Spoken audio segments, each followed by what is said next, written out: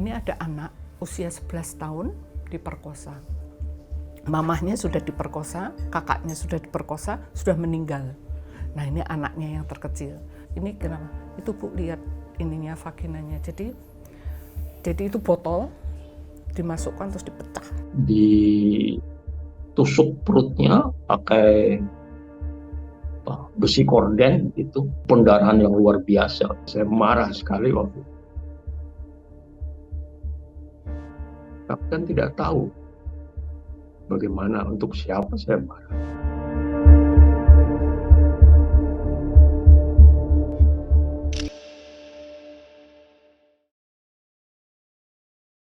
Kerusuhan Mei 98 menyisakan trauma mendalam bagi kaum perempuan etnis Tionghoa.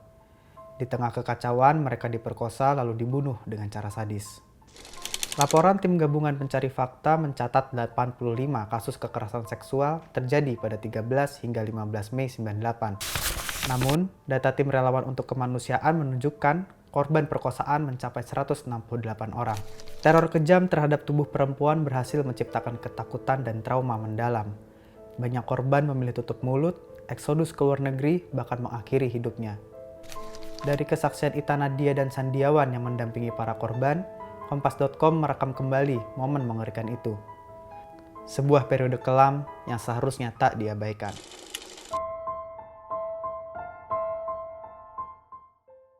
Ketika itu kantor Kalyana Mitra mendapatkan telepon bahwa ada chaos penjarahan dan terjadi chaos di Glodok.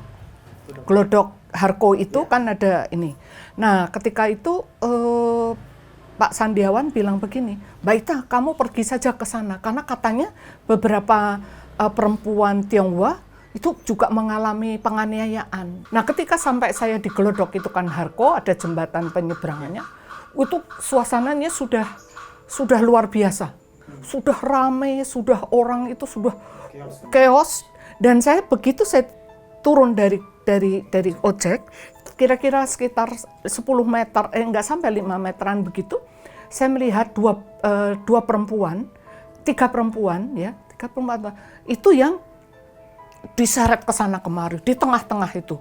Satu ibu-ibu, dua remaja, itu diseret. Dan ini bajunya sudah compang-camping, rambutnya waduh semua. Nah mereka sudah nggak bisa berteriak. Telepon itu berdering 24 jam.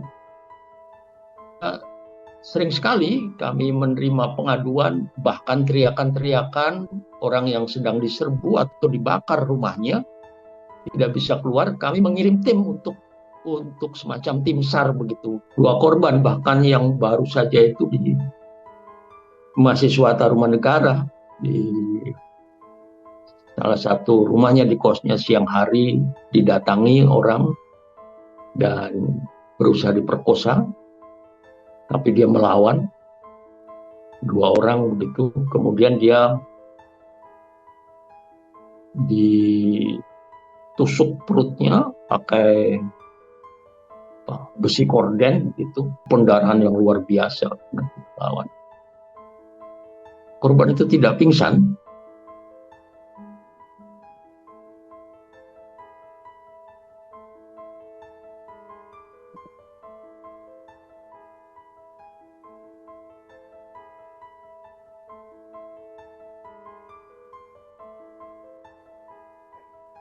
Ya, saya marah sekali waktu itu. Tapi kan tidak tahu bagaimana, untuk siapa saya marah. Pada tanggal 14 itu, saya mau cerita itu saya dapat telepon langsung di Kalyana. Saya minta Bu Ita yang datang karena ini ada anak usia 11 tahun diperkosa. Mamahnya sudah diperkosa, kakaknya sudah diperkosa, sudah meninggal. Nah ini anaknya yang terkecil. Saya tanya pada bidannya yang merawat itu, ini kenapa? Itu Bu, lihat ininya, vaginanya. Jadi itu botol dimasukkan terus dipecah. Itu jam 11, saya masih ingat karena ini mempengaruhi hidup saya. Jadi jam 11 saya masuk, terus saya pegang tangannya, itu masih hangat. Terus saya bisikin, Francisca, kalau kamu mau pergi, pergilah. nanti kita doa bersama ya, gitu. Meskipun Ibu Ita Islam, tapi yuk kita berdoa bersama. Dia Buddhis kan. Terus saya bilang, yuk kita berdoa ya Tuhan, saya sudah ikhlas pulang, saya mau bersama mama papa. Terus dia menitikkan air mata. Itu 11.15 menitikkan air mata. Terus saya tempelkan hidung saya sama di sininya dia. Yuk kita bimbing ya sama ibu ya. Saya bilang yuk Francisca sudah ya. Francisca proses terus saya bisikin, terus jam 11.45 dia pergi meninggalkan. Terus saya bilang, tapi saya sebelum pergi, Francisca, nanti semuanya yang urus Ibu Ita. Itu mempengaruhi seluruh kehidupan saya. Saya kira saya cukup lama itu hampir tidak bisa bicara. Dan saya kena kanker. Saya menderita kanker. Karena trauma dia itu masuk ke dalam. Dan ini saya juga coba untuk berdiskusi dengan psikolog. Ternyata psikolog itu tidak punya pengalaman bagaimana menghadapi sebuah trauma kekerasan politik yang sangat dahsyat. Itu harus seperti apa? Karena belum pernah terjadi. Sehingga saya mengalami inner trauma. Jadi trauma dia, saya punya trauma juga.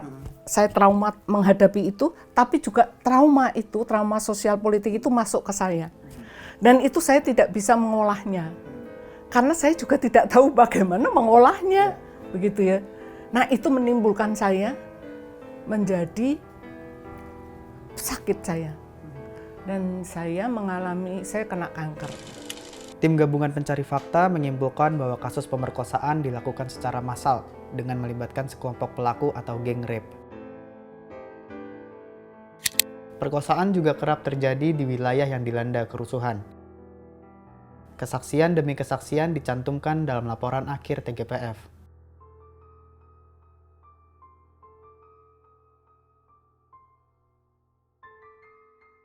Jika pemerkosaan dilakukan secara massal, lalu siapa pelakunya?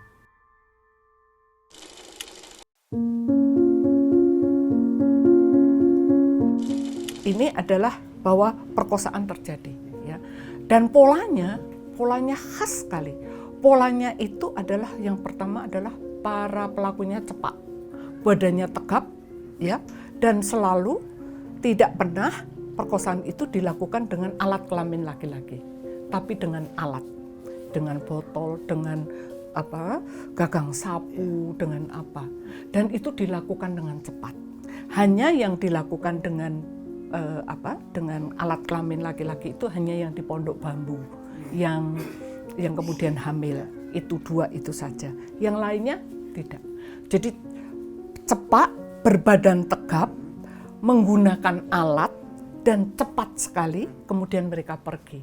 Nah, ini semua adalah kesaksian dari para korban. Gitu. Ini adalah tanda apa? Memang hasil investigasi kami ini begini ya. Kejadian-kejadian ini itu dengan pola yang hampir sama. Waktu dan pola yang hampir sama di Jakarta, kemudian di Solo, di Surakarta, dan di Palembang.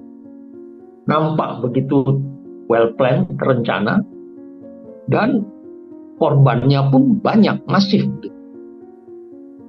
Nampaknya acak tapi masif.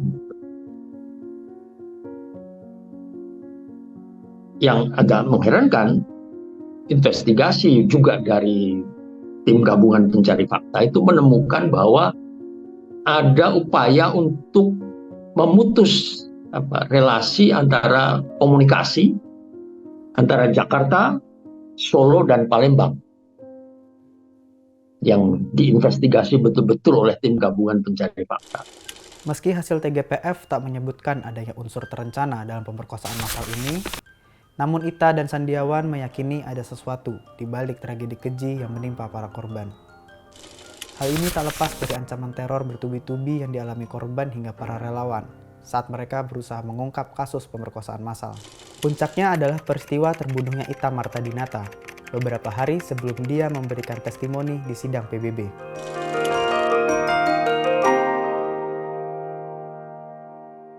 Ita Martadinata ini korban perkosaan juga.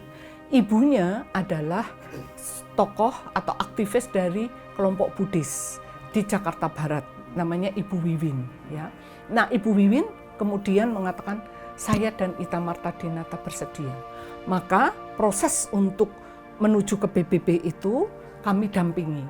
Nah, seminggu kemudian dia sudah dipersiapkan, kamu sudah oke, boleh, oke, nanti pulang, nanti didampingi, pulang itu nanti juga kami akan masukkan di dalam perlindungan ya, safe house dan segala macam. Jadi seminggu sebelumnya kami masih berbicara. 19 Oktober jam 4 sore, saya masih di Kalyana Mitra, saya mendapatkan telepon dari almarhum Ibu Lili Munir, itu aktivis dari Fatayat NU. Dia menelpon Mbak Ita,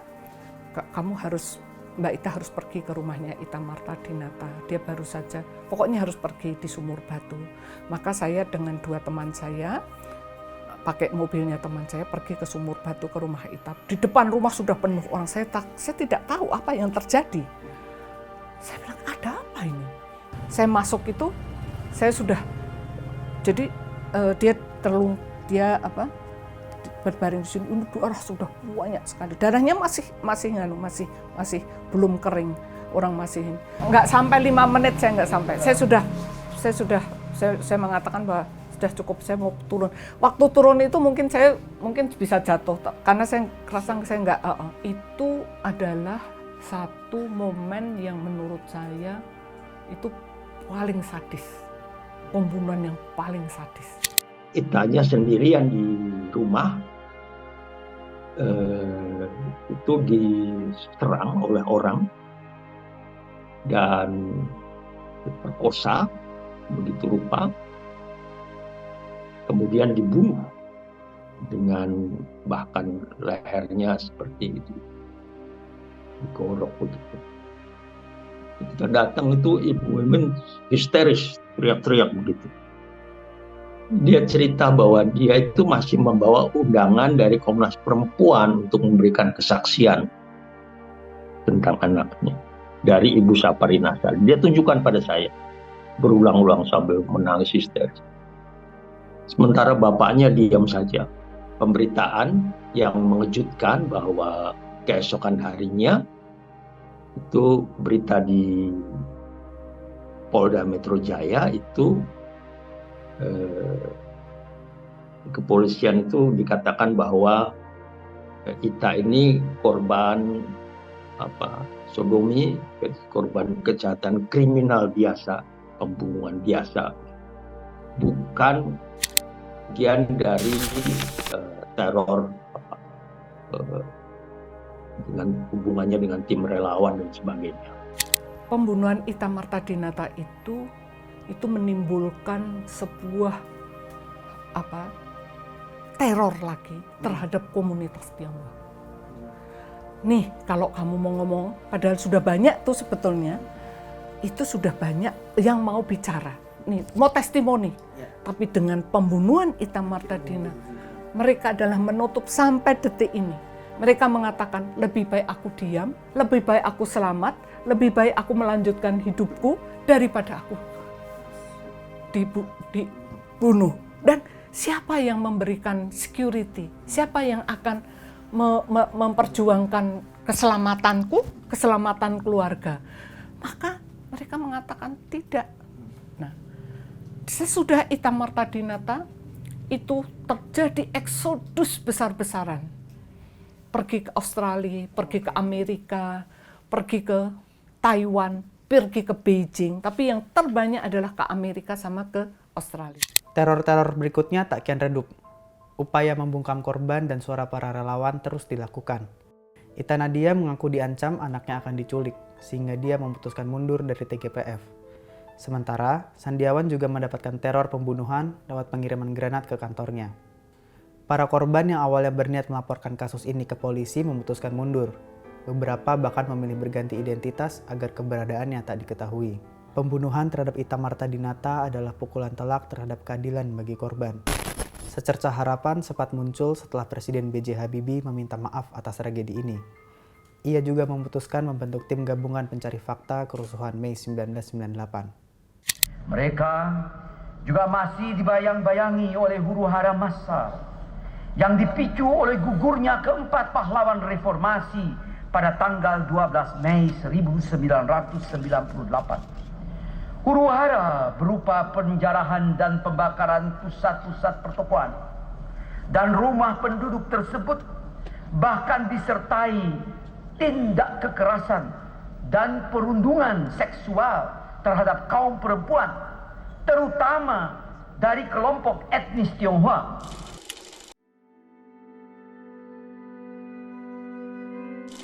Korban punya 4 hak dasar, yaitu kebenaran, keadilan, reparasi, dan tidak terulang kembali. Ini adalah hak korban. Nah, tetapi selama ini 4 hak ini kan tidak pernah dibicarakan.